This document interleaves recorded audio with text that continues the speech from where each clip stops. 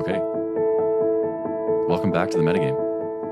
I'm here with Alex Zhu and Romeo Stevens, both of you previous guests on this podcast. And today we're going to do something a little bit different, something I've never done before, where we're going to have a disagreement. I have a lot of respect for both of you. I've been challenged to think of the world in different ways through conversations with each of you on spirituality, dharma, personal transformation. And there's a sense in which you both see the world in different ways. And so we're going to see where that is and find something constructive where the two of you depart. And the starting point for the conversation today will be on perennialism, or the perennial philosophy, which my layperson definition, just to start us off, is it's something like the leading world religions are all actually pointing to the same thing, especially when you consider their more mystical sects or branches. And Alex, you're in favor of this, or you're favorable to this, and Romeo, you have some disagreements with it. So I thought a good place to start is, Alex, if you could give your definition of perennialism and then your position and why you hold that position. Take as much time as you want, and then we'll go over to Romeo and to see where he departs, and then we'll let the conversation unfold from there. Sure. The brief definition you gave, I think, characterizes my overall view pretty well. An analogy that feels resonant for me is plane geometry, like circles and lines and like what we typically call Euclidean geometry.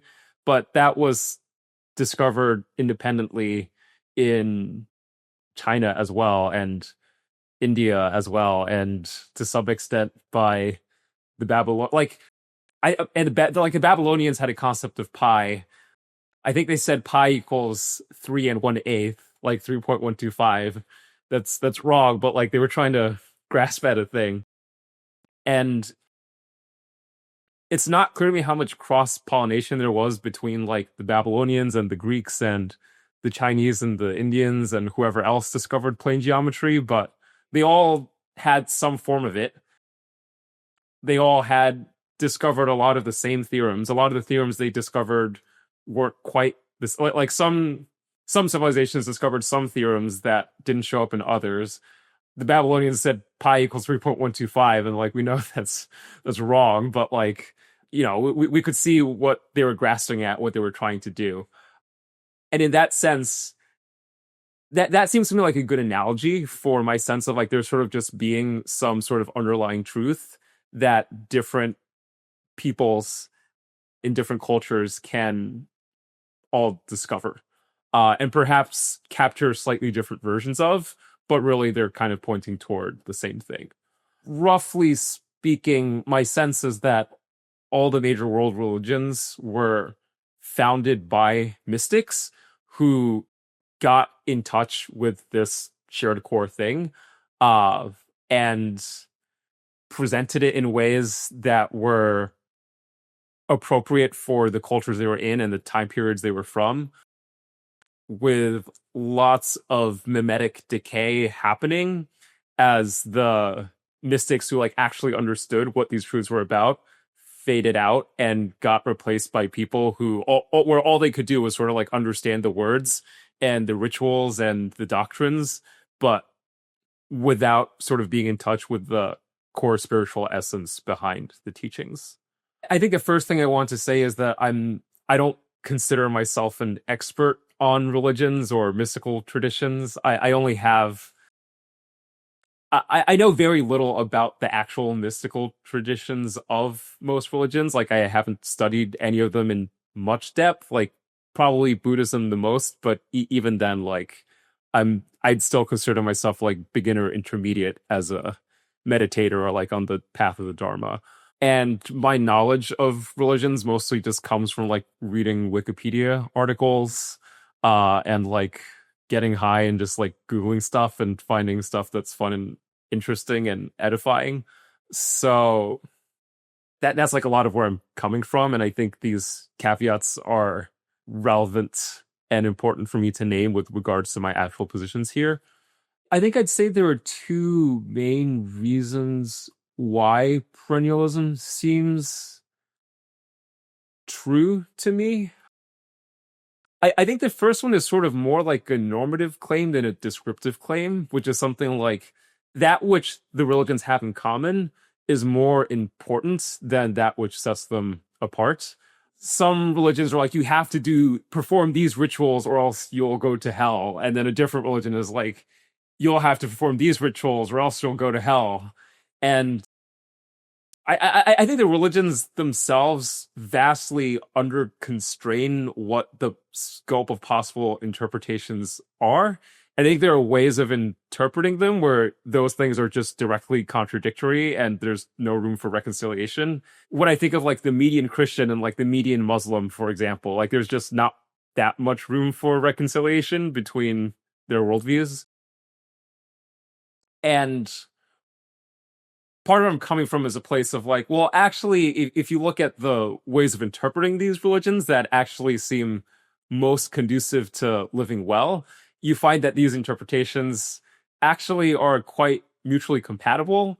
And this is the stance I personally take when reading about religions and the religious leaders and what they were teaching and how they were acting, where one thing I get a lot from my readings of Islam, for example, is what it looks like to be a spiritual leader who's also a political leader and a general and has to navigate embodying spiritual ideals while also making trade-offs around not getting murdered by angry kinsmen who don't like that you're saying true things that are threatening the power they have. Which I don't know if that's what actually happened, but that's like one reading of The Rise of Muhammad that I find very educational. And in Muhammad's life, I just see exemplars. I just see him making subtle trade-offs between the spiritual ideals and the practical on the ground realities, and just like having lots and lots of data points for those in a way that I don't see as clearly articulated in what I've encountered in the other religions.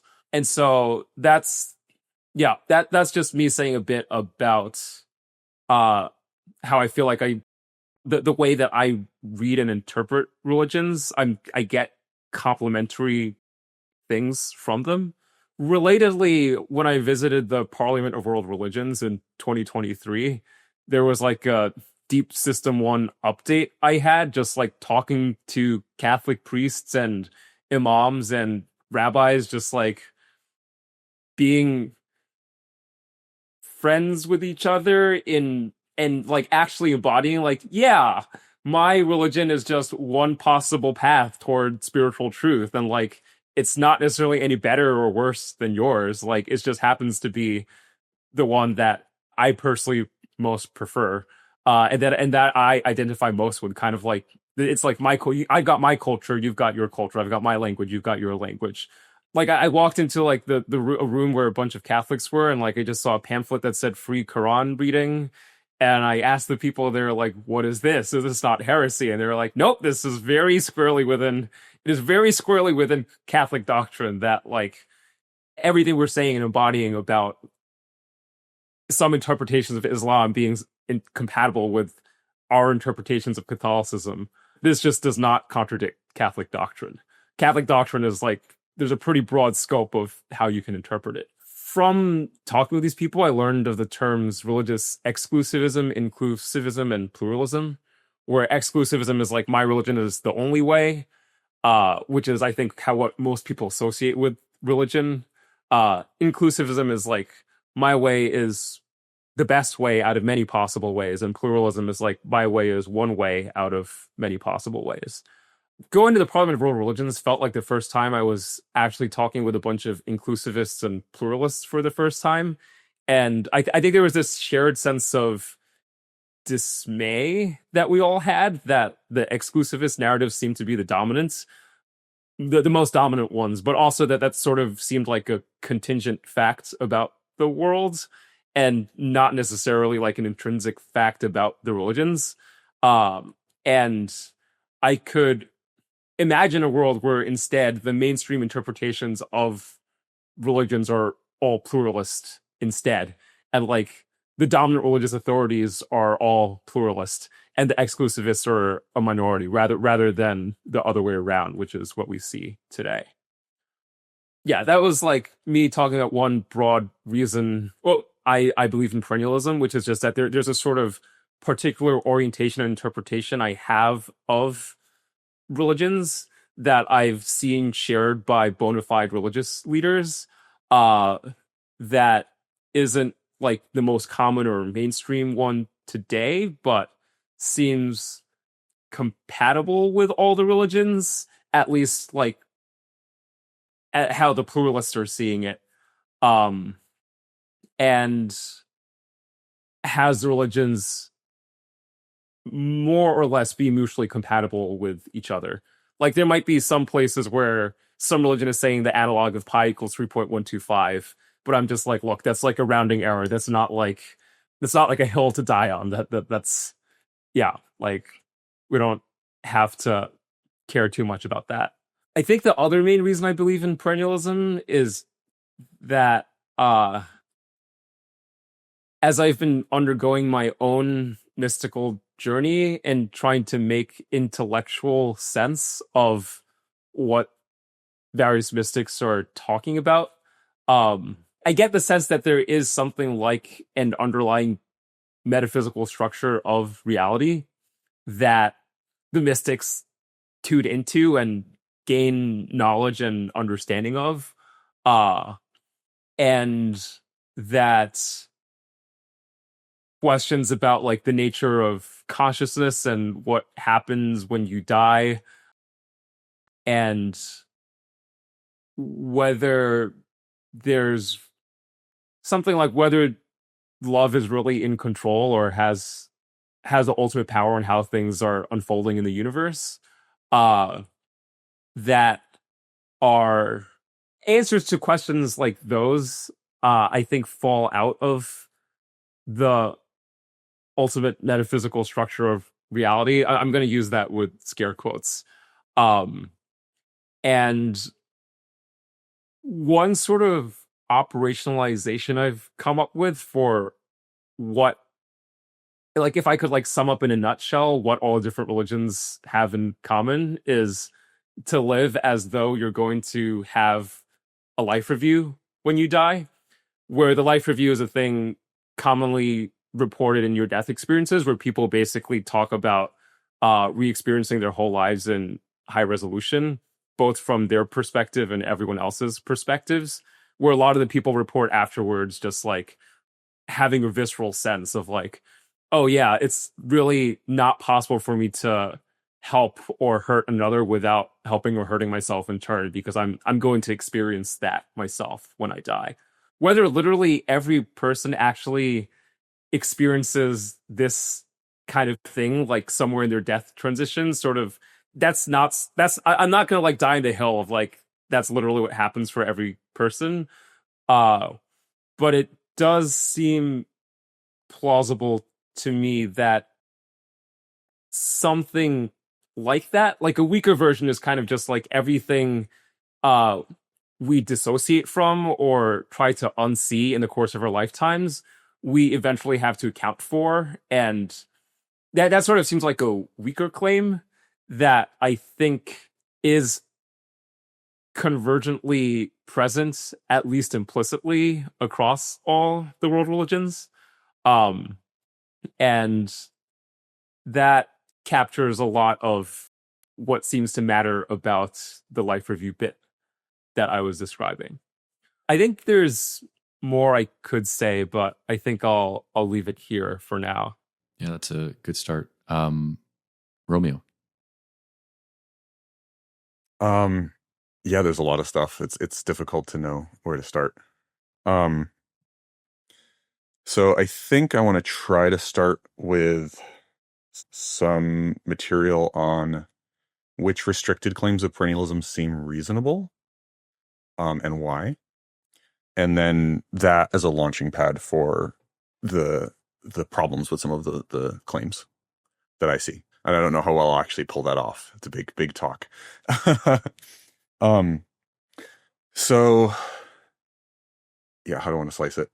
one of the issues with perennialism is that there's different takes on it, and part of like the metastructure moves around depending on the take, like where you push the is-ought question. So like, for example, are we talking about moral realism and like whether or not perennialism grounds it provides an answer to moral realism, or are we talking about more of a like coherence correspondence theories of episteme?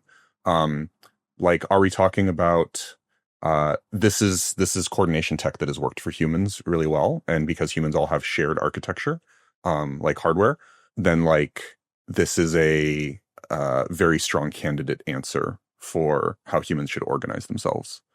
And that second one doesn't necessarily need to bridge the is-ought gap. It doesn't necessarily assume that this is morally true in like all worlds.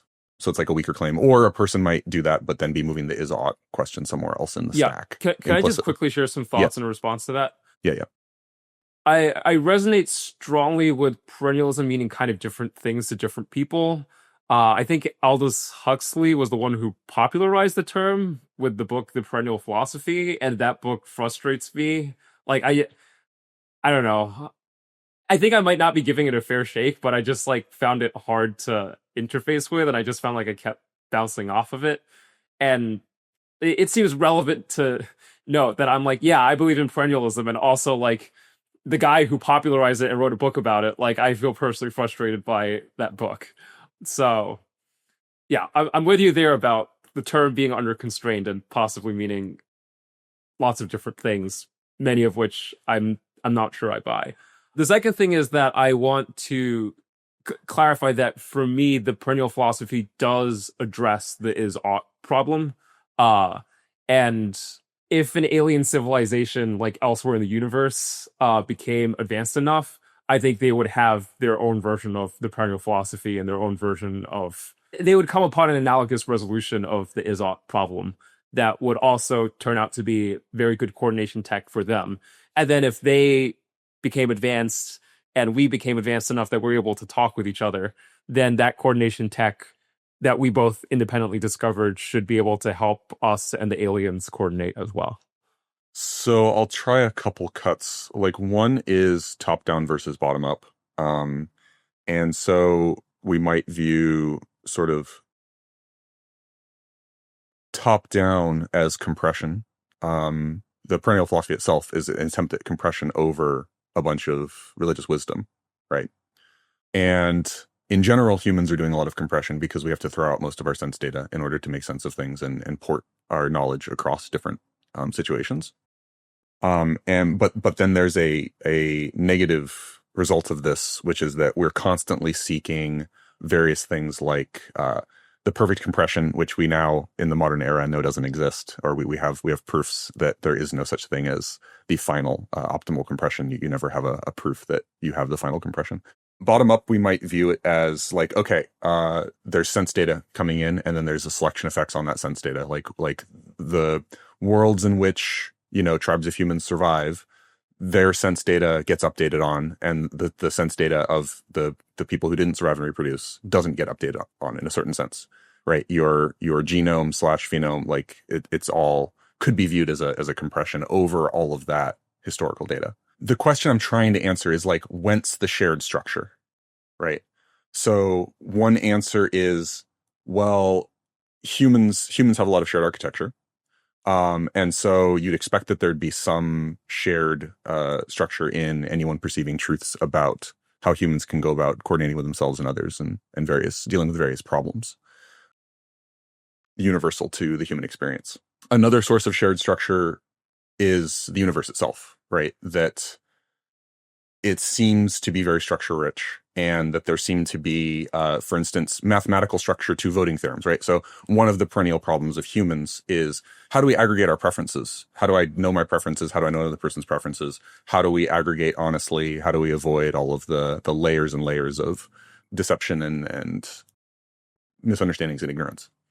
And so you might combine these to reach an answer like, well, so there's some objective or third person shared structure in the sense that given any kind of constraints, there's going to be certain necessary truths that are the obvious logical implications of those, like voting, like the various properties of voting terms. Like if you define your stuff like this, then you're going to get these other certain necessary truths.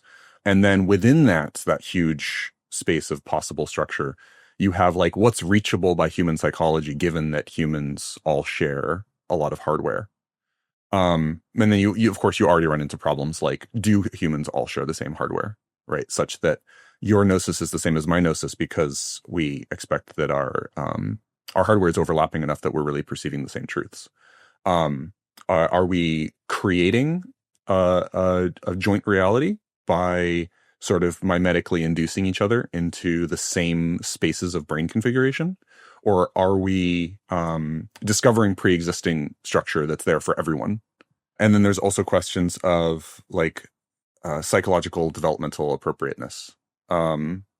So we expect that the successful world religions are ones that manage to have some like functional structures for people at varying levels of psychological development, right? For children through different stages of life, et cetera, et cetera.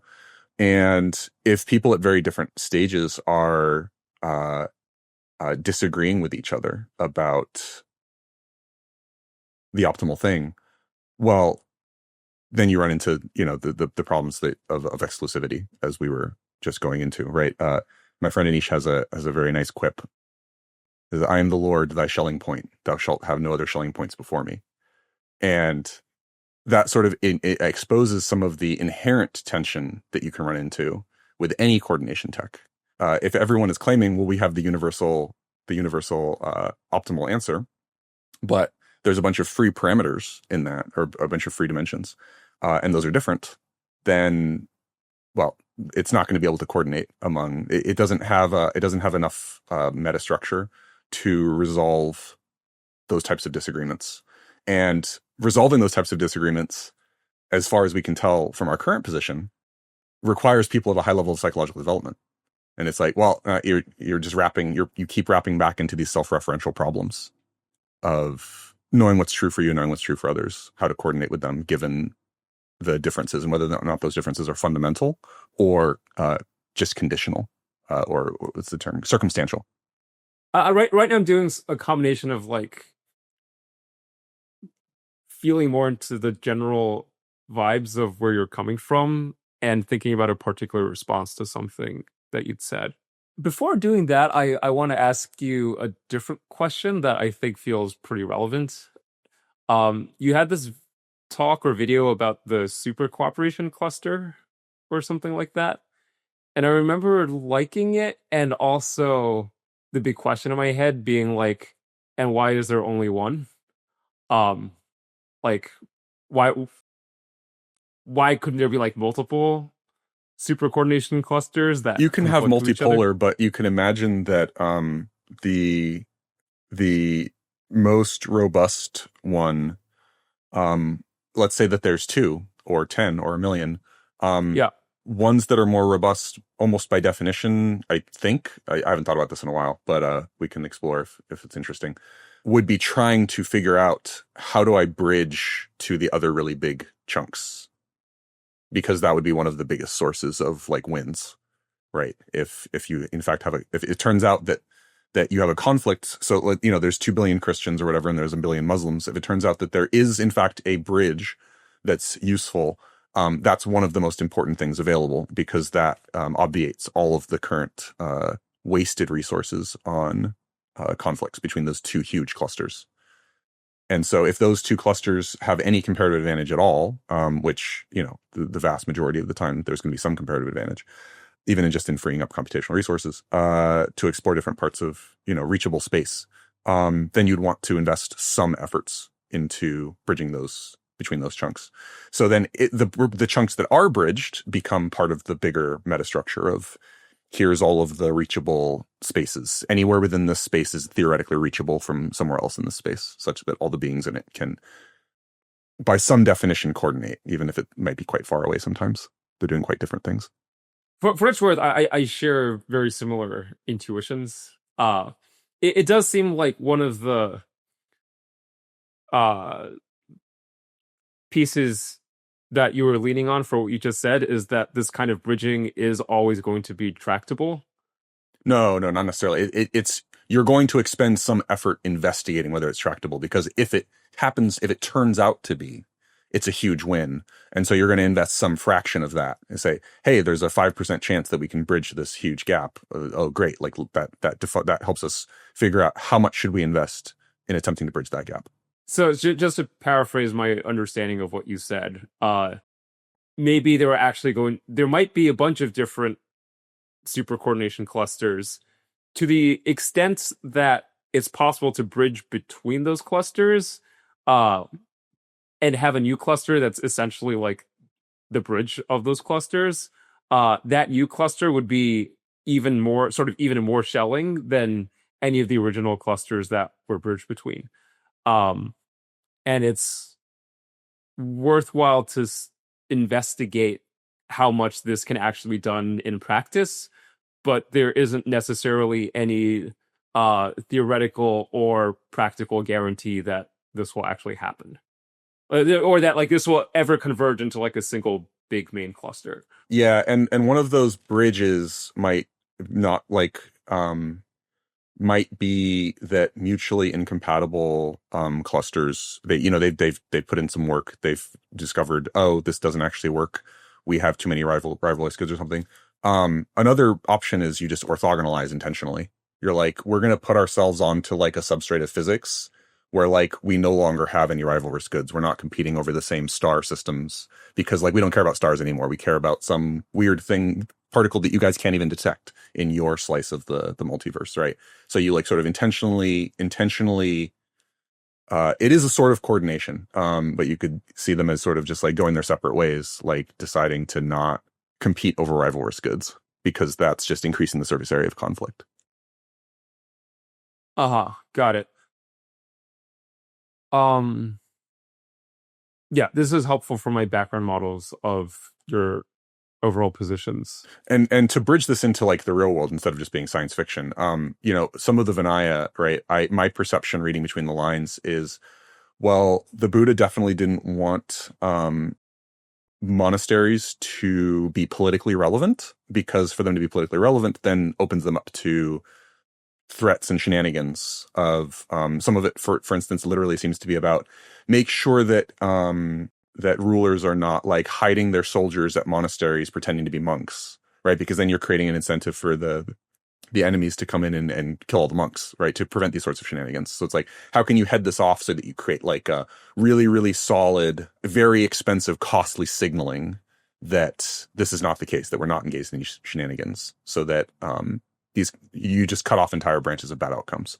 So I think that this is relevant to the real world, and that there is something to the idea that the Gnostic, founders of any particular world religion are people who were directly perceiving sort of game theoretic equilibria in this way, and then attempting to figure out, how do I communicate this down the levels of psychological development so that the rules and correct behavior trickle down to those layers so that you can in fact coordinate better.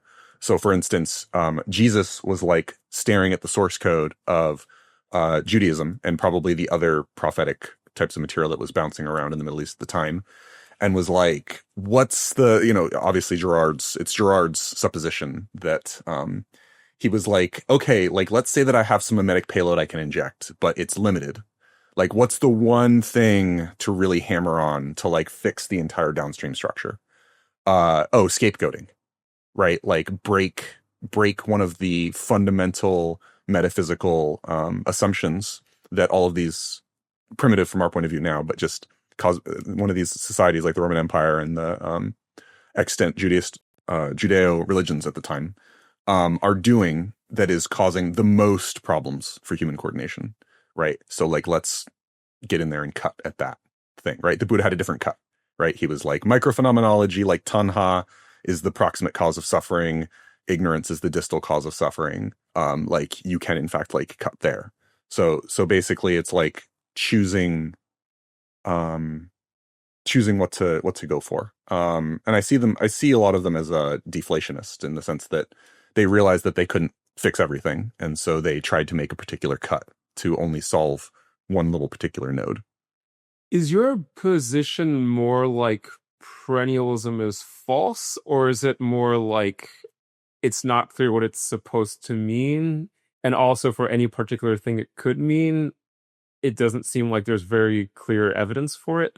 So the shared structure hypothesis seems like it has some trivially true things, right? Obviously, we're some humans have shared architecture enough. Maybe psychopaths or something are actually not fixable.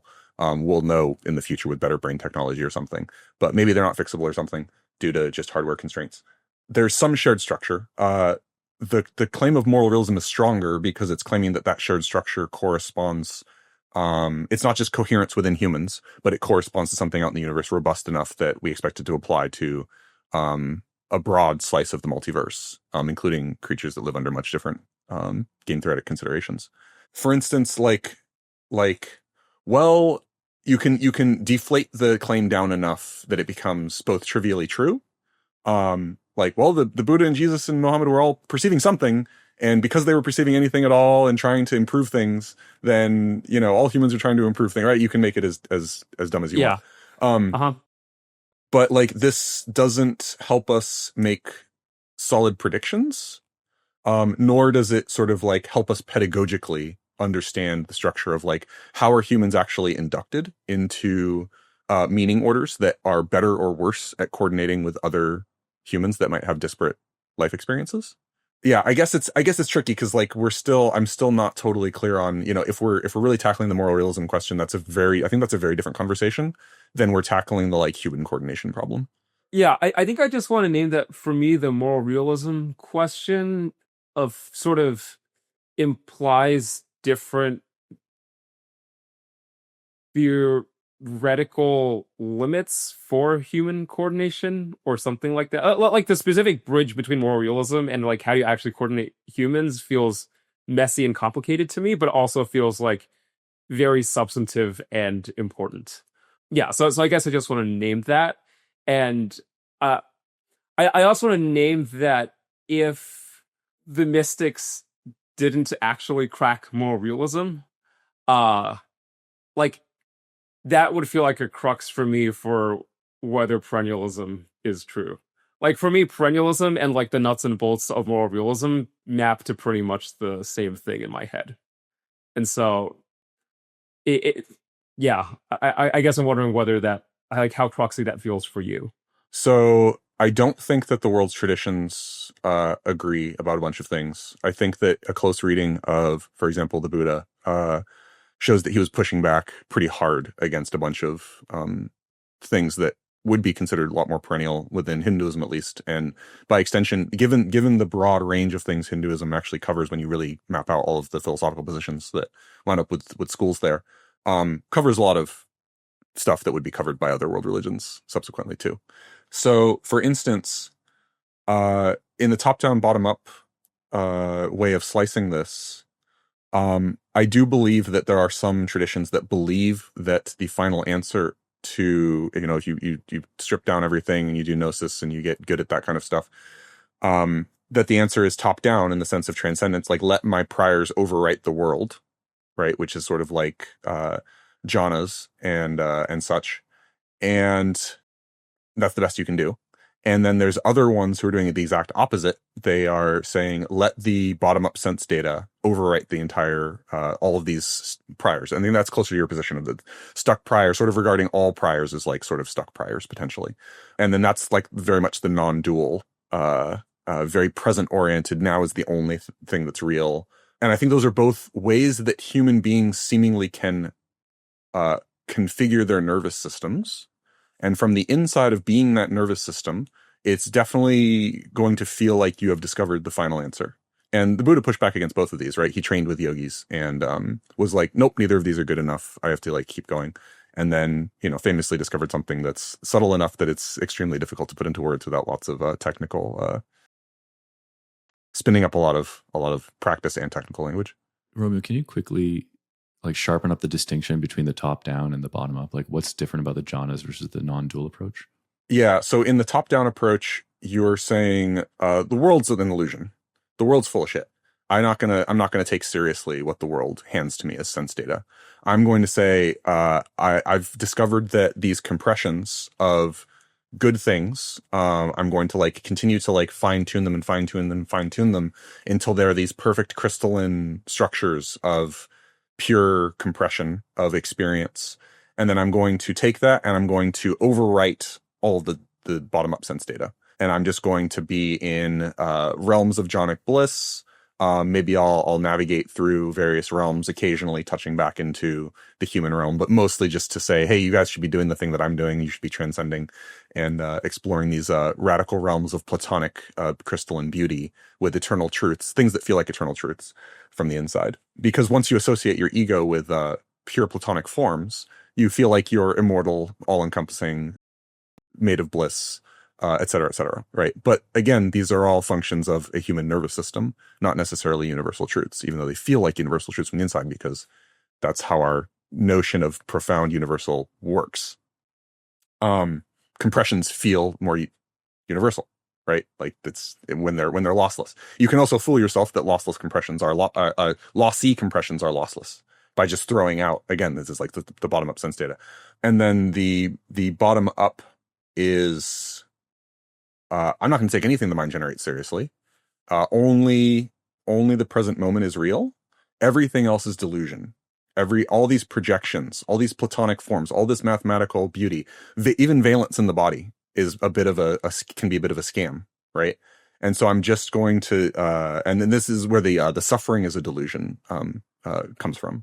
Because often the transcendence people believe that suffering is real, and that's what they're trying to get away from. They're like, well, the human realm is just garbage, it's full of suffering. The non-dual people is that suffering is actually an illusion. And some people think this is what Buddhism is talking about, but the first noble truth is supposed to be suffering is real. Anyway, staying in equanimity, right? Pure non-dual equanimity, where the entire sense sphere is in some sense symmetrized in a different way, to where it feels very, it can accept anything. It doesn't need to discriminate between things. It can accept anything and equally regard it.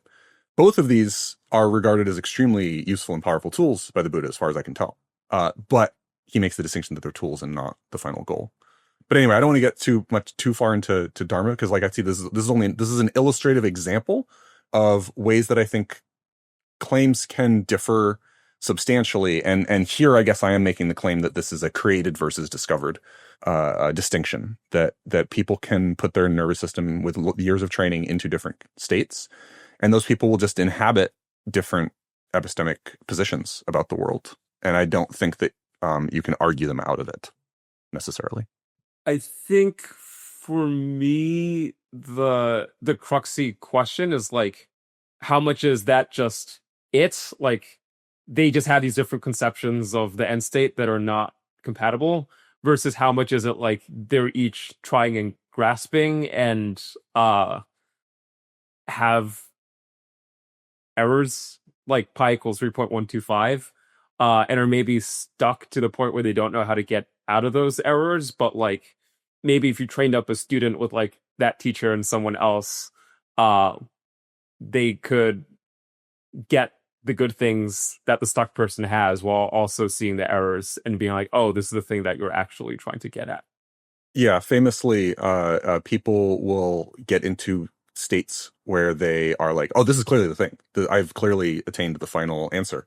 And then only if they go on and experience 2 plus 3, 4 of those and see that they all have that quality from the inside, do they then start to do the more of the cross thing?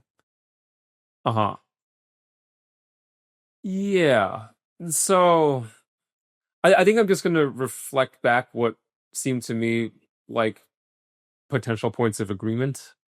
Like within like Theravada and Mahayana Buddhism have pretty different vibes, like pretty different orientations toward what the goal is. And Buddhism's like both of those in turn are pretty different from Hinduism, at least how it was practiced at the time Buddhism came about. And so those are real and substantive differences. And one quality despite all these differences, and it's very easy for people like in each of these traditions to feel like, oh yeah, they've found the final answer. And these are different traditions that lead people into different states that lead them all to different final answers that are not compatible with each other. Therefore, if one is to say that secretly they're all trying to grasp toward the same thing, like one needs to be careful and do a lot of like be careful about doing the work about like specifying exactly where they're falling off the boat, and what this alleged shared thing is that they may or may not be moving closer to with these practices that make them feel like they're getting at the ultimate thing. This seems like a fair paraphrase. Yeah. And I think it's notable, right, that none of the Gnostic founders of any of these traditions, I'm using the word Gnostic to mean like they're in touch directly with the thing rather than it's received or, yeah. None of them explicitly outlined a theory of pedagogy or a theory of, coordination or fixing things on, they sort of chose a level on which to try to fix things. Yeah, I think the main analogy that's coming up, the main thing that's coming up for me is like Gnosis is hard to do well, and it's hard to get very much intersubjectivity about the Gnostic states in a way where something of real substance is being talked about. Which I think like echoes my frustration with Aldous Huxley's book, The Perennial Philosophy, where it feels like he was basically just like quoting a bunch of Gnostics, saying a bunch of like vague high level stuff. I think the thing that frustrated me about Huxley's presentation of perennial philosophy is that it like took a lot of things in common between the Gnostics, but in a way that seemed like it didn't at all constrain moral philosophy. Whereas from my perspective, like moral philosophy is kind of the whole point. And it kind of like I have on my models of moral philosophy, Gnosis is a necessary component of actually grokking how to do moral philosophy right, but it's not, depending on what one means by Gnosis, I think it's not sufficient. And I think the question of how to do the Gnosis well, I think is also likely under constrained by the actual like texts and doctrines of the religions themselves. And I think I'm basically pulling a move here of like the differences in the mystical states that these Gnostics have described that kind of conflict with each other feel analogous to me to the differences in doctrines between religions that kind of conflict with each other, where the real point is more about what the mystical states and the doctrines are supposed to like represent, like locations on the path toward the real thing, or like as like tools to help one get to the real thing, but not as the real thing itself.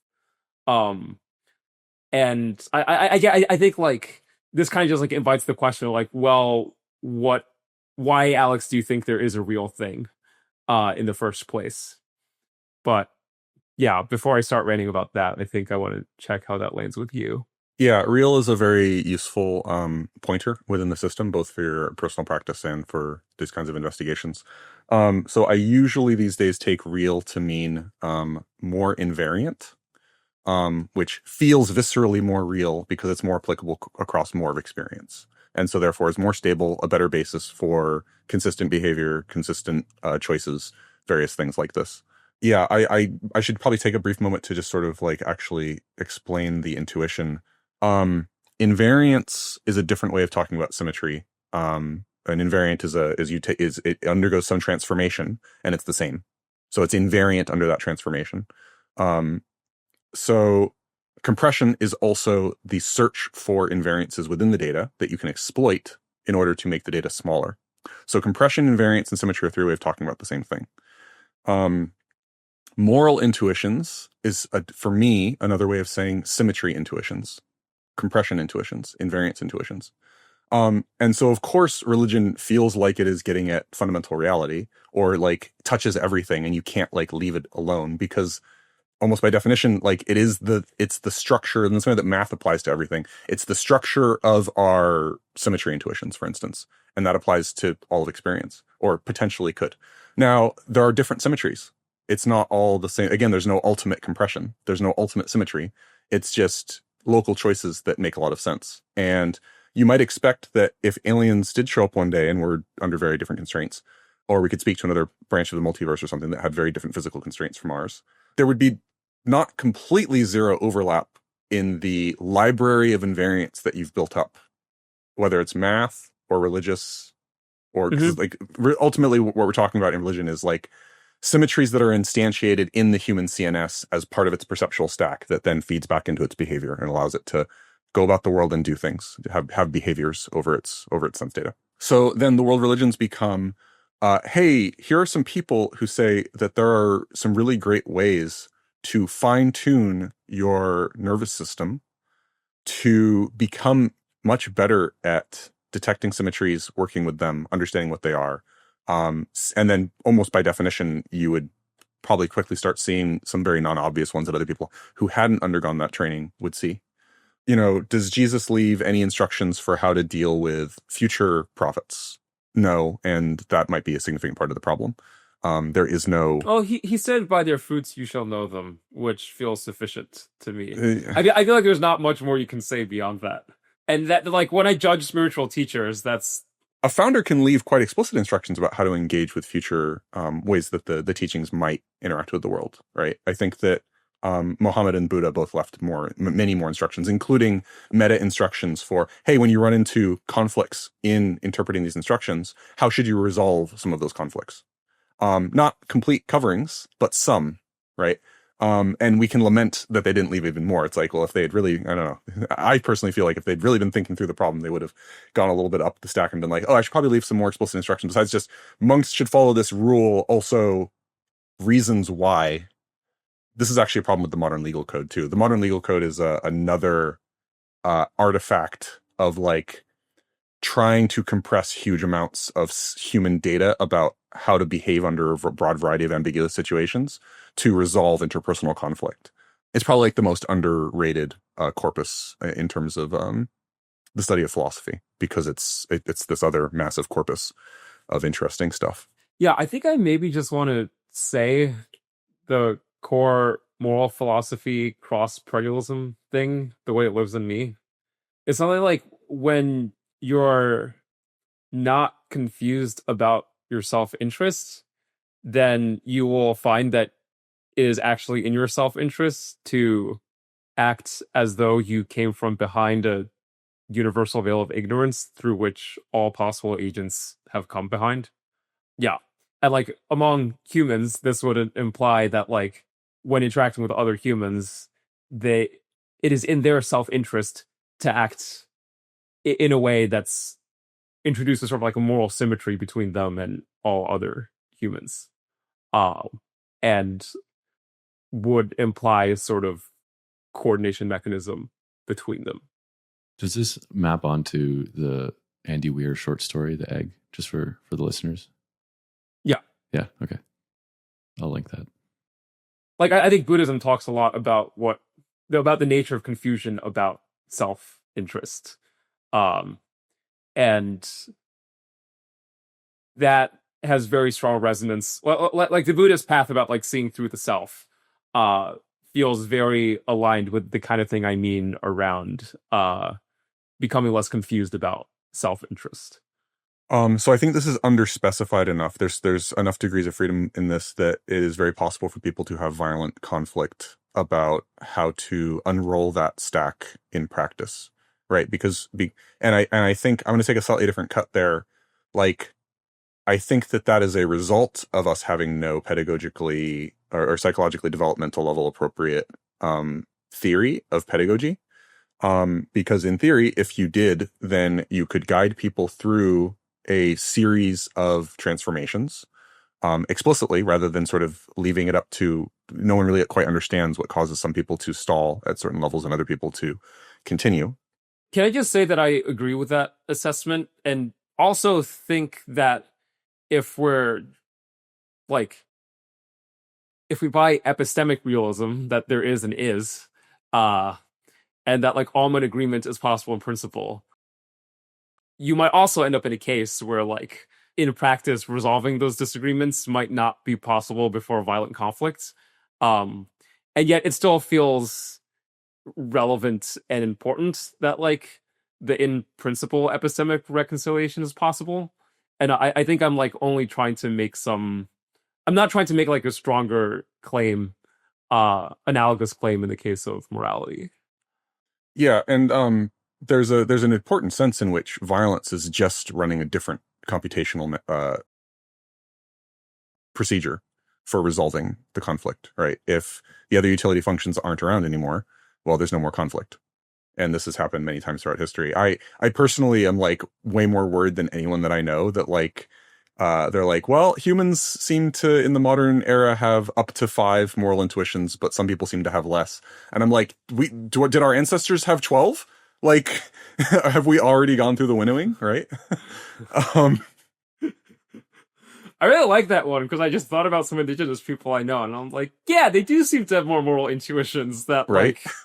Like, was it Haight, Jonathan Haight, who you didn't Yeah, I didn't think write so. about those? And Moral like, moral yeah, sentiments, yeah. it seems like they sure did.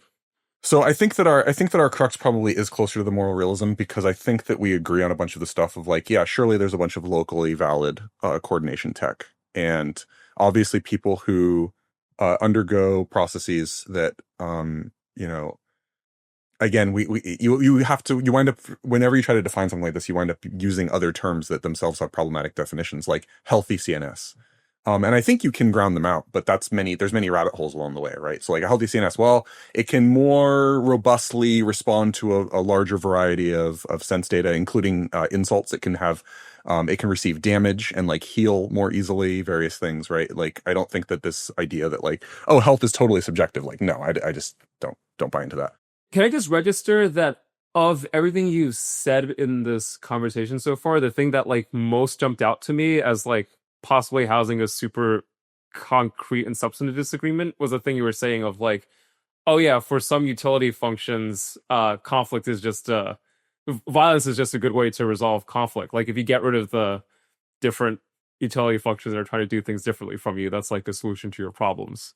I might have mangled your words, but So in theory, so we don't know.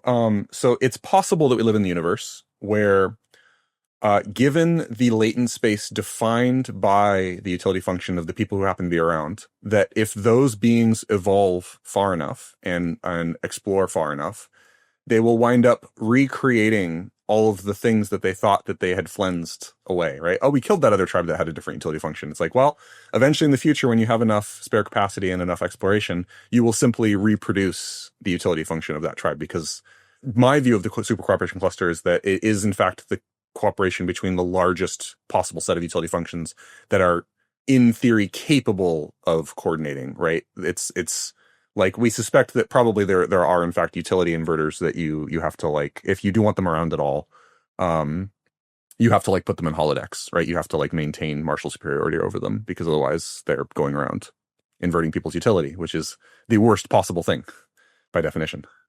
yeah, okay. I think the way you're talking about utility functions feels related, in my view, to where the crux lives.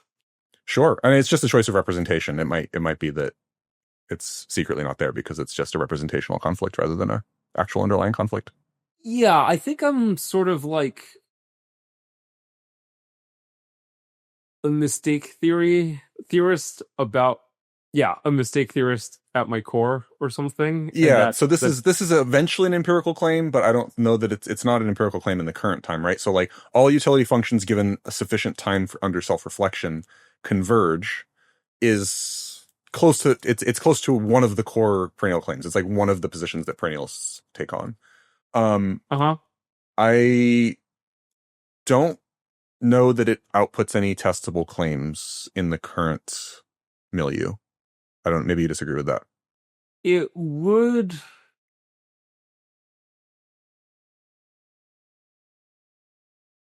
imply a serial killer who wanted to sort of like heal his sociopathic tendencies uh with the help of like super advanced psychotechnologies that don't currently have the surgical precision necessary for this to happen, could in fact succeed with that.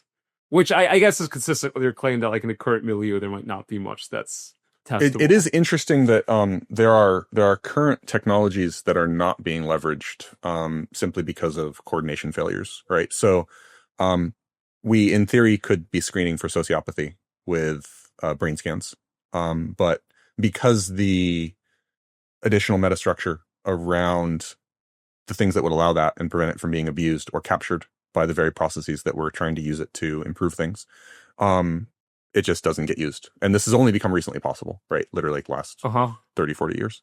Okay, I think one empirical claim that does feel related to the overall sentiments I'm expressing is that if we had a much, much better understanding of the complex system that is the human body, a substantial portion of cancer treatments in the future might work by renormalizing the cancer cells and somehow like having them reconnect with what the rest of the body is doing. Where like Mike Levin has done a couple of small experiments where some cells that were like just about to be cancerous or like very slightly cancerous, after reconnecting them with the rest of the bioelectric network, they normalized. Yeah, and broadly speaking, this is an interesting point for the general audience who are not familiar with it. There's a whole hypothesis that's pretty recent that cancer is caused by a breakdown in intracellular signaling, that it is only when cells are in a cooperate equilibrium with other cells around them, and when communication channels break down such that they can no longer confirm that they're in a cooperate scenario, then they defect and go like, well, I'll just become immortal, and because why wouldn't you? And just reproduce as much as possible. Oh, there's sugar, great, more and more sugar. You just make more cells, because that's the original programming prior to the multicellular higher level coordination thing. Yeah, and I think like my view is sort of like we all coordinate is kind of like the moral null hypothesis. And then like, for example, different human cultures, because of having to navigate different environments, have internalized different conceptions, normalized for themselves different versions of evil. And then as a result, it kind of feels natural to see all the different cultures walking around and just being like, oh yeah, like they just like doing things their way, we just like doing things our way. And yeah, there's something I don't quite like about what I said, because I think there can be differences that come from different environments that don't have anything to do with moral conflict. But like there might be different collective shadows that like the culture in each culture might have their own collective shadow that they don't recognize as collective shadow. They just think of as like how things are. When really there's some portion of the collective psyche that's just like doing defects on everyone else. And I think a core part of my overall thesis and like the worldview I'm experimenting with is like, yeah, all of the apparent conflicts and utility functions are mostly of this sort. And therefore, like, in principle, reversible. Yeah, I see this as a stronger claim that's not falsifiable unless someone comes up with something really clever. So like sort of like the trivially true and trivially false versions generate predictions, but the ultimately is the latent space of all possible utility functions of coherent agents. You know, if we want to like head in the direction of like Langen and like Church-Turing thesis, like well human CNS is sufficient. It's not just totally arbitrary. It's sufficient to perceive, like universal computability. So therefore there is something like that's sufficient. You're over the threshold. You can in fact represent anything in theory, although some of it might be quite computationally intractable. So therefore you are in principle able to perceive universal truths, et cetera, et cetera. So we're in the same basis like space as all the other possible utility functions of coherent agents. It's not like we're off in our own little corner somewhere. And then the question about that broader space, is that all a basin where fundamentally that entire space can be a cooperation cluster? Or is the topological shape of that space such that there are different basins that fundamentally can't agree with one another? Is that possible? I think locally, just de facto, humans instantiate adversarial utility functions, which might be a mistake, but until we develop better pedagogical induction methods to cause people to be able to perceive the ignorance of that more clearly, as soon as you do that, meta questions start popping out. So, for instance, let's say that because it's exactly back to Huxley. It's you develop that technology, and now you have a civilization that is doing this, and then someone comes along and says, well, sure, but this isn't natural. This is just its own little chunk of the space. Like, if you weren't doing this, potentially some other totally different culture could arise that has sharp disagreements with this culture, and you are in fact cutting off important branches of reachable areas of the human or even non-human experiences, right? So for instance, Boltzmann brains or something. If you have a little flash in the pan, 2 seconds of qualia just arising out of the quantum flux, it itself, it's a self-authoring qualia. It's like it's happy that it got to exist, and it's like it asserts that like, oh, there's high moral value in the fact that I got to exist. Is there a fact of the matter about other people agreeing or disagreeing with that? Right. It certainly sounds good in the way that I constructed it just now locally. But how much of this is a question of moral realism and your positions on it? Because I feel like that's lurking in the background the whole time. Yeah, that's the rabbit hole. And like, because Christopher Langan essentially feels that he has like, if not an answer, then like a much more tractable approach, or like something that handles a bunch of the apparent contradictions in the existing representations for this.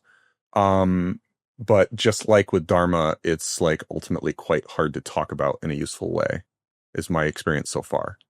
Dharma is for what it's worth, it makes a bunch of particular claims about how to orient a human nervous system, but the broader claim of like, oh, well, this is just the set of principles by which any being could come to better understand the conditions that gave rise to itself, and whether or not those experiences are endorsed or disendorsed. And that it's like a definition of health. It's like, well, it's healthier for beings who are not ignorant and deluded about their own causes and conditions. It's better for them to be aware of them so that they can meaningfully shepherd their own experience and the experience of beings nearby who are like them, right? They're like their own children, for instance. It's like, okay, well, I understand exactly how I came to have the desirable properties that I have and the undesirable properties that I have, and desirable and undesirable things in the environment. So then I can instill that into another being, or offer help or receive help, make myself the being that could, in the shape that could receive more help, like all sorts of things like this, right? It's just, Dharma just literally means like life in living life in accordance with the set of conditions that are conducive to life, right? It's ultimately a self. It's a coherence theorem, not a correspondence one. It famously does not make correspondence claims metaphysically out to the universe of about this is the way things really are, et cetera, et cetera. It makes things close to this is the way human nervous systems seem to be. At least when I drill down on the claims, that's what it seems to be directly claiming. This is exactly how a human nervous system processes things. Probably other mammals too.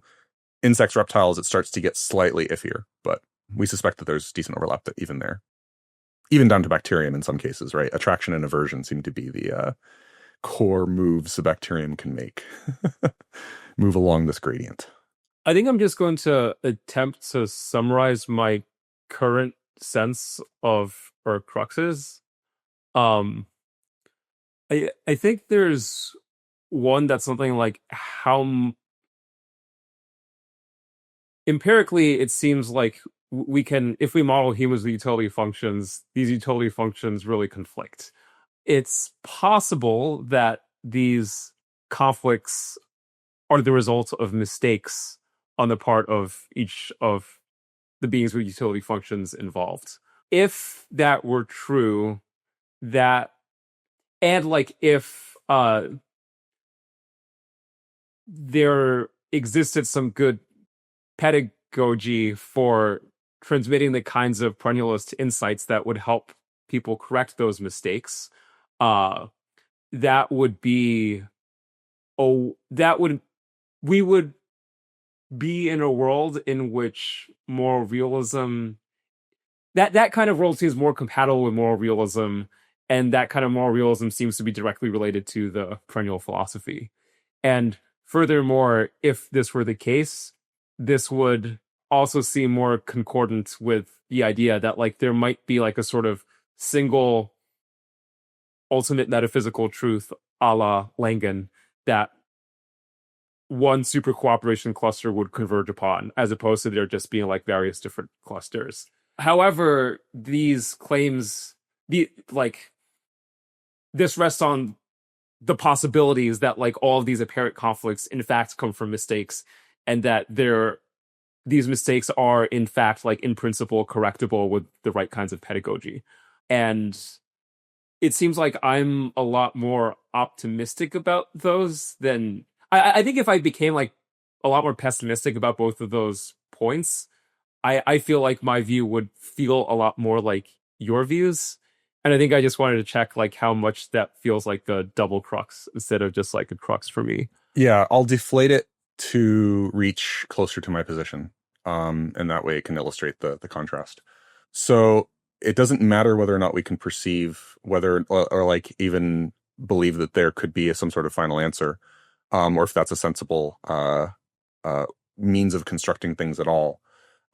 What matters is the same procedure that you're talking about, but I would frame it rather than in terms of an answer or moral realism, whether or not you are generating more qualia moments that are self-authoring, right? So it's like the criticism that I mentioned before of a person comes in and says, well, this society is missing things. And it's like, sure, but like we're trying to generate beings that endorse being alive and that have the slack to investigate exactly the kinds of questions that you are coming here and offering us, which is like, maybe you're missing something. It's like, great, well, I need slack to investigate that. I need spare compute. So like, if you are against a society that has spare compute, if you want to throw things into a Malthusian cycle or something, then actually, yes, we will employ force against you, because you are, in fact, by asserting that this set of possibilities might exist, you are cutting off the broader space of possible reachable nodes, because you are destroying the preconditions that lead to exploratory behaviors, for instance. And so by that metric, a person can say, well, there's no moralism, so there's nothing to say that your society is actually better or worse. And it's like, sure, that's fair. All we're doing is we're generating a society that can, in principle, in the future, generate substantially more slack, more exploration, such that we can hopefully come to even better answers about that. And your society cannot include ours, but in theory, in the future, our society could include yours. Yeah, it's basically another take on the paradox of tolerance. It's saying tolerant societies should not be infinitely tolerant of intolerant societies, because those societies will curtail the space of possibilities. Okay. How did this connect to the... Because I'm saying it doesn't, as long as you are maintaining open the possible lines that in the future you can continue your investigation, you don't need to come to a lot of conclusions right now. So like moral realism, we don't need to like have a sense of whether it's possible or not. We just need to create better conditions under which people can investigate that question. So for me, so like I'll bring it all the way back around to a concrete question. One of the theses of this conversation is, do the world's mystic traditions have anything to tell humans about navigating an intelligence explosion, for instance? And of course, even that represented, like, there's many ways of framing it and slicing it and stuff, and it's very tricky. The core question from the point of view of the doomers is, well, a significantly more powerful being, we're guessing that there's a substantial fraction of worlds in which it does not regard itself as losing access to any reachable exploratory nodes. by defecting against humans. And if it's just that, if it's just a fact of the matter about it, and if it's just trying to figure out how can I deploy my compute in the best way possible, then there's many worlds in which it's up to that determination, right? Whether or not it correctly or incorrectly judges whether or not it's cutting off any space of the possible computing landscape by defecting against us. And that's a particular frame. There's several other ways to slice it. I was just trying to illustrate like one particular example, but like I don't know if it actually worked. That again sort of feels to me related to the question of like what is the actual space of like possible coordination clusters, which in turn felt related to me to the question of like how much do apparently conflicting utility functions stem from mistakes. I guess that's feeling to me again like a crux, and I think I again want to check like how much those things feel like cruxes for you. How much it feels like mistakes.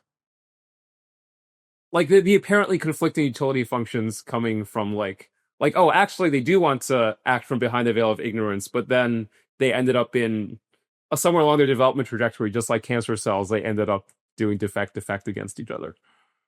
Yeah, so like let's say that we have like Buddhism with an air force, and they're like, okay, we're gonna not just take for granted that like some kingdom takes care of things, and then we just meditate in like a nice park, right? Like actually, you're fully in the world with like lots of conflicts going on around you, and you think that many people are deluded about their conflicts, but nonetheless, they are in fact shooting at each other.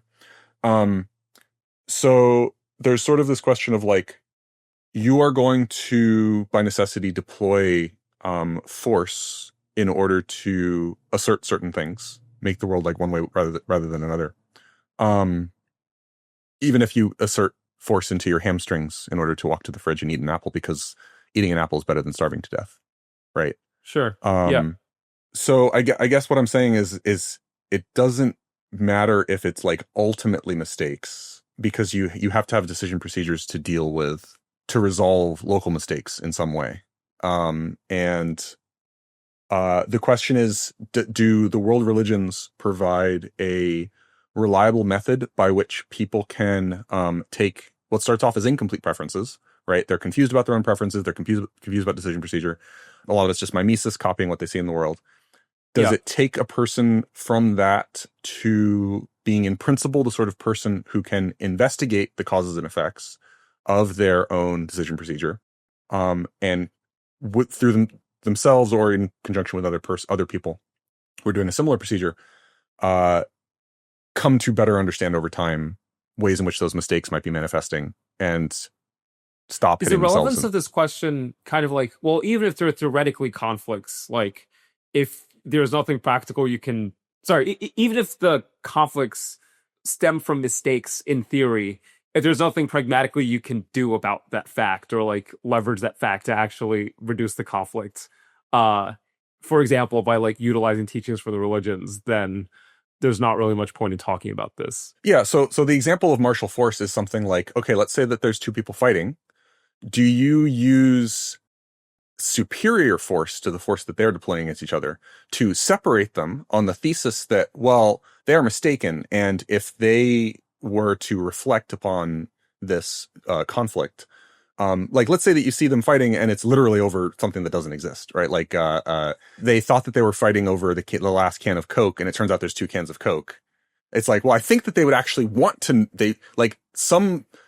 if I draw a line around them as agents, right? Like I sort of like think that abstractly they would want to be prevented from fighting on the basis of the false, because they're going to potentially pay large costs that they didn't realize that they didn't need to pay. And then we get into like temporal resolution problems of like, where do you draw boundaries around agents? How do you like coordinate with themselves over time?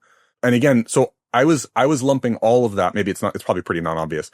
I'm lumping all of that under the term self-authorizing qualia or self-authoring qualia. So it's like, you might in fact endorse someone utilizing force against you under certain circumstances, given your whole decision procedure. But of course, we've seen how that's played out in terms of world religions, right? Because there's this constant attractor pull back down towards cancer. So if cancer is smart enough to deploy complex reasons why you should feed it more sugar, right? Like, including the fact that it's a valid life form and it should deserve just as much consideration as any other life form, right? Like, to what extent, like, all of the moral injunctions that we receive from different religious traditions are making representational assertions about which sorts of beings, usually it's humans and a particular conception of humans. Arguably, one of the reasons Christianity is interesting is that it actually slightly changed the conception of what humans were, in a way that's kind of hard to talk about because now we live in the aftertime. The meme like shifted. And people, I think, rightly perceive that Buddhism is like attempting, but kind of failed to do a slightly different transformation to people's sense of what they actually are. One it definitely has overlap with the Hindu one of actually you're being experiencing many lifetimes. And that, if true, would be a really big claim that would affect things a lot. But it's not clear if the Buddha was trying to leverage the pre-existing metaphysical beliefs for pedagogical reasons. As soon as representation becomes fluid, the moral questions get a lot more complicated, because if I'm going to say, hey, you're fighting against me right now, but really you wouldn't be fighting against me if you knew the truth, this is also a argument proves too much and is, what's the term? Hijackable by processes that you don't actually endorse as well. If that makes sense. Like at the extreme, the terrorist is like, if you really understood that this reality is just all a test from, my particular God that you've never heard of, you would endorse me killing you, because actually under my belief system, I'm sending you to the highest heaven. And it's the only way to reach the highest heaven is to be killed by a spiritual warrior of my religion. So therefore, like, clearly, like, infinite utilities on the table. So this is all nonsense. I feel like I'm like increasingly forming better models of where you're coming from and how you're seeing things. It's like, I'm trying to like pin you down on a crux that it's like not quite working. And like, that's fine. That's, I don't take issue with that or anything. There is kind of like a vibe of grace and turning the other cheek, that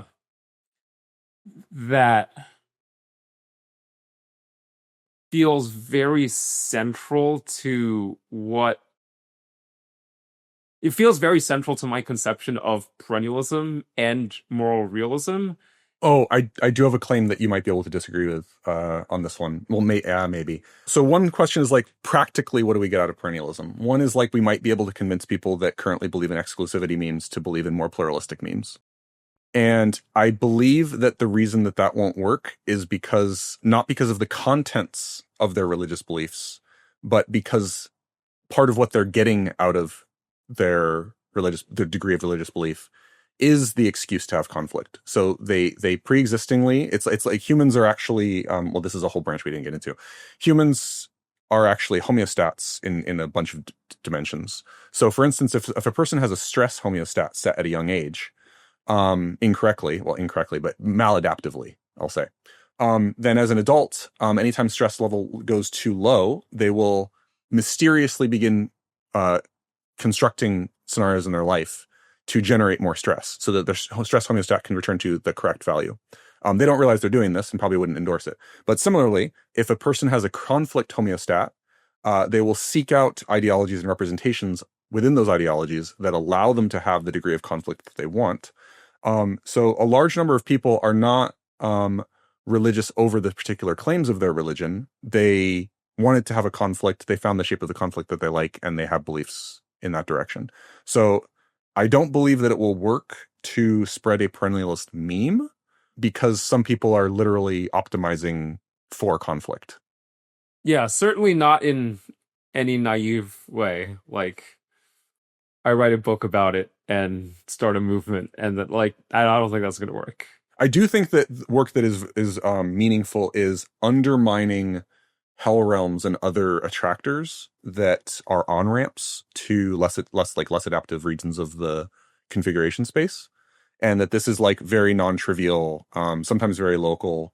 I think that this is an example of like a different version of perennialism, because like I have sort of tacitly asserted some sort of grounding for health against maladaptivity over the course of this, which you might say is included in a useful definition of perennialism. but I believe it's often like highly local and contingent on particular local factors, like exactly which types of hell realms or any kind of maladaptive realm people are falling into, and developing antidotes. It's like developing antidotes for specific viruses, more so than it is jumping to the end and say, well, because like the broader claim is something like, well, capacity for building antidotes is valuable. So therefore, what are the set of conditions under which those smart people can be funded? They can get together, they can do their work in peace, they can, et cetera, et cetera, et cetera. Like they need free and open society for, publishing of papers, et cetera, et cetera. Because since we generally know that developing vaccines is useful, we need to protect those things. The equivalent here is the people trying to bomb the vaccine centers, which there's probably people who would like to do that currently. This is even more relevant the last few years than it was before then. And then you have people doing, gain of function under the auspices of, but we're improving vaccine research while generating huge amounts of risk. And it's a pretty obvious one, right? If your religion, just like any other game theoretic thing, if your religion has a penchant for revenge, this is one of the low level things it can use as a leveraging point against people. Oh, and then I was saying that developing Hell Realm antidotes. And I was saying it was like highly local. So I don't think that jumping straight to, at the high level, we all agree with each other, is like, I don't think that really helps you develop the local antidotes to the particular attractors that extremize people and sort of turn them into cancer. I think the intuition there is pretty obvious, like turns them into replicators for just maximizing memes rather than any kind of interesting thing. You think like stuff around grace and turning the other cheek doesn't? Is that what you were saying? So I believe so for instance, I don't claim to like have a full understanding of like why these religious memes operate as they do. I only have, my own understanding. So for example, that meme is about breaking out, at least among other things, is about breaking out of defect cycles. So you want tit for tat with forgiveness is just straightforwardly globally superior to tit for tat without forgiveness. Okay, I will say that if that's what turning the other cheek were all about, like if that were it, that would feel like a crux for me for like my overall position. I don't think that's probably all that it's doing. I think that all of the religious memes are compressions. In the same way, so I think of virtues as compressions over like lots of low-level decision procedures that people follow. And that you can't transmit a virtue because like literally it is like, it just is the compressed thing. Similarly, religious aphorisms that come down to us, they come down to us via a selection process for being useful, like the I Ching or something, right? It's like, this is so broadly useful across such a large number of decision procedures that it winds up helping out in a bunch of scenarios for people at various levels of psychological development, et cetera, et cetera.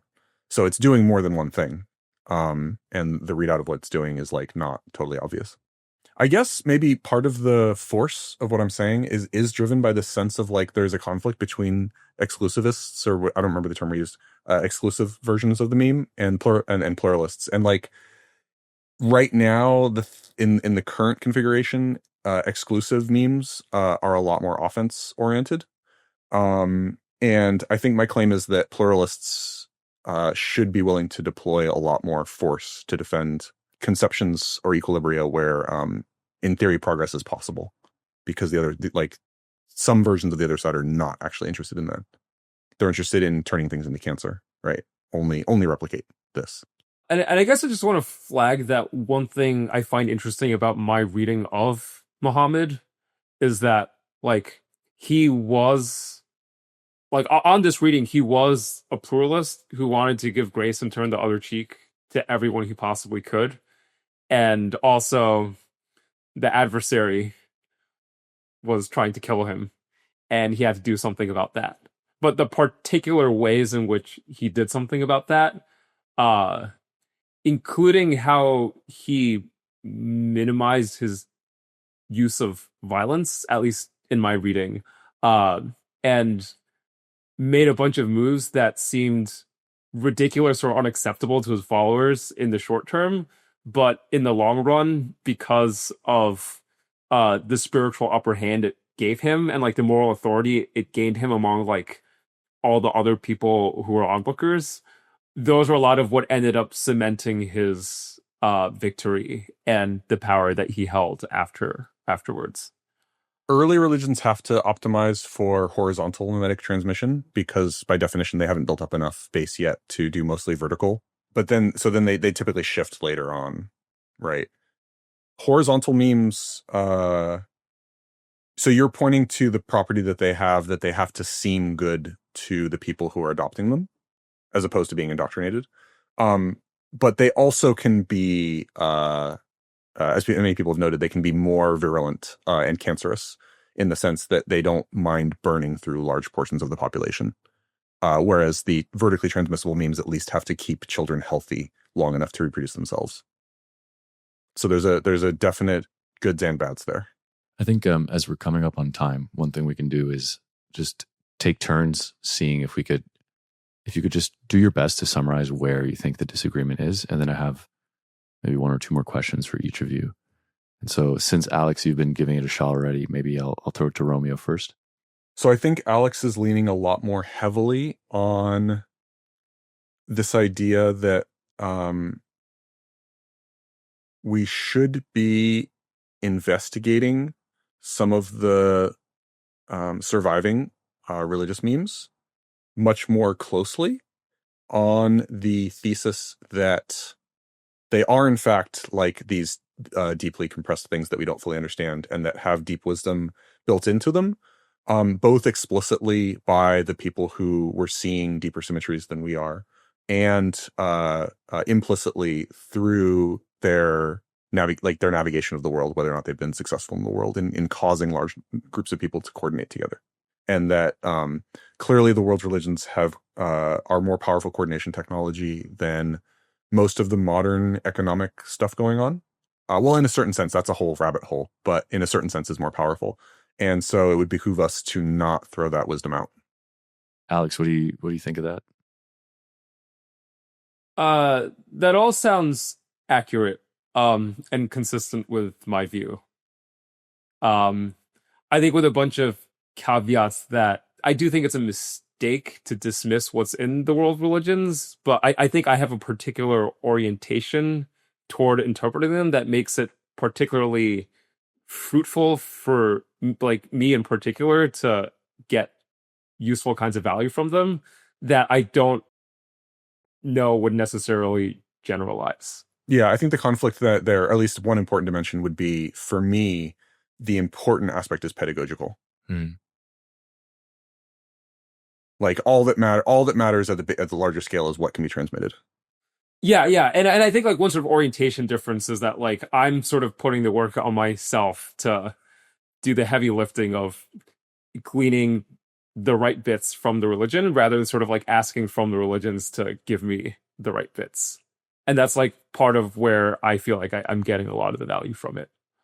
Yeah, you're taking personal responsibility for the pedagogical gap. And to your earlier point, Romeo, there's like it's like that's developmentally gated. Some people just wouldn't be able to do that. And that's what matters. That seems to be what you're prioritizing, Romeo. And it also it helps you know. So if you are going to deploy martial force, which is like, morally fraught at all times, yeah, this is a better basis than most other bases that I know of. It's like, okay, how can you guard children's context where they get to like grow and explore and learn, and like we can just treat as the bad guys people who are like, nope, let's indoctrinate and do violence against children. And it's like, that might sound obvious, but if you take that to its logical extreme, it puts you at odds with a substantial fraction of the world's population. So I think it's actually non-trivial. And Alex, is there anything you would add to your representation of the disagreement? I remember mentioning shortly before the call started that I feel like Romeo and I are constituted differently as people, and that's where like the main differences between us. And to the extent we have intellectual disagreements, they seem largely downstream of our predispositions from how we're constituted differently as people. On a vibe level, I feel like there's something Romeo is like cares a lot about around sort of like not underestimating the extent of the adversary / evil, which there's sort of like a collective human tendency to do. And I think Romeo is is better at doing that than I am. On the flip side, I feel like something that I feel like I'm carrying a real hard is like connecting with the innocence buried underneath all of the evil / the adversary, and that sort of being a crucial part of the overall worldview that I'm constructing and trying to elaborate. These two dispositions are not actually in conflict, I think, but I think in practice I'm probably biased to see more of the innocence and like to blind myself to some of the depth of evil, and I suspect there's an analogous opposite bias in Romeo's case. I do think that the bit about like the innocence behind all the evil does feel like a very, very crucial component of my overall views on moral realism and its interactions with its relationship with perennialism. And I was kind of flippantly thinking that, yeah, one way I would summarize my disagreement with Romeo is that I think I feel more awed by Jesus Christ than Romeo.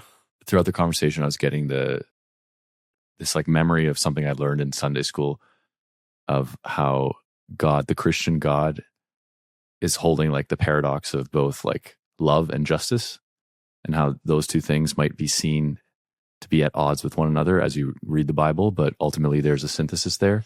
And it kind of seemed like you're both representing each side of that, you know, Alex on the love side and Romeo on the justice side. And I thought that was kind of elegant.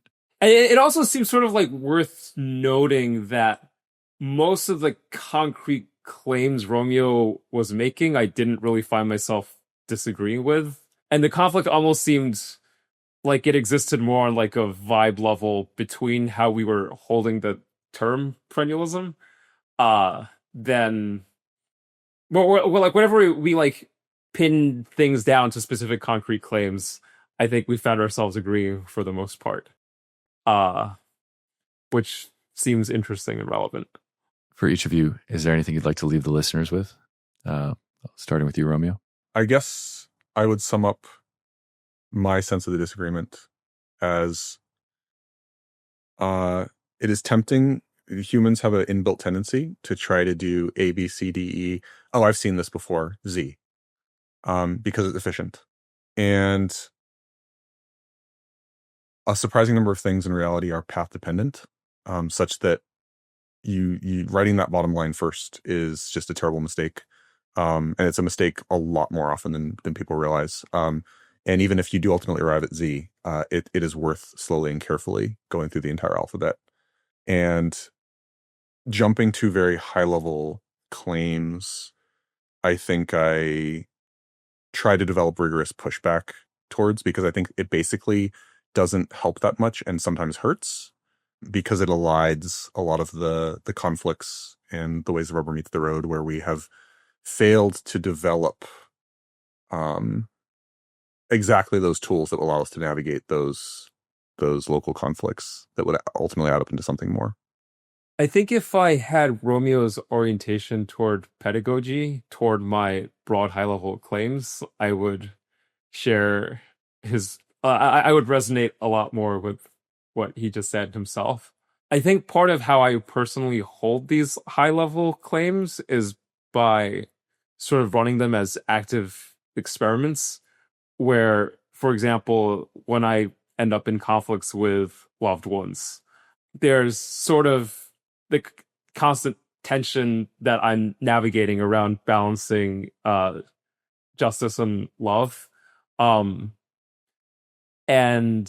the pedagogical curriculum I'm setting for myself basically is, it's like, yeah, don't underestimate the depths of people's shadows. Also remember that there's innocence at the bottom of this. Okay, now my family or my partner is being unbearable. What do I do? Well, let me do the best I can remembering both of these things and try to navigate that. I think there's something about the point about grace and forgiveness and particular where I think a lot of what it's about in my interpretation is something like, if you want to see and feel the innocence underneath your own shadow, you're going to have to extend grace and forgiveness to other people's shadows, which doesn't mean like rolling over or like even letting them like slap your cheek the second time. Like it might look like you're still standing up to them and stuff. But there is something very empirical, I feel like, around what I'm trying to do, around sort of like running experiments for myself of like, oh, if I see this person's innocent in this way, like what predictions about their behavior can I make from that? Like in terms of both how much they're going to attack me / how receptive they're going to be to like various forms of kindness on my end. For me, the willingness to run the experiments around forgiving others' shadows and my own shadows, and balancing that with like the experiments of like standing up to them when I previously wouldn't otherwise do so, has been crucial for figuring out this tension in myself. And I don't know that it's like possible for anyone to figure out how to resolve this tension without running these kinds of experiments in themselves. Those are my last thoughts. Guys, thank you so much for this conversation today. That was awesome. Yeah. Thank you for Thank hosting. you both as well.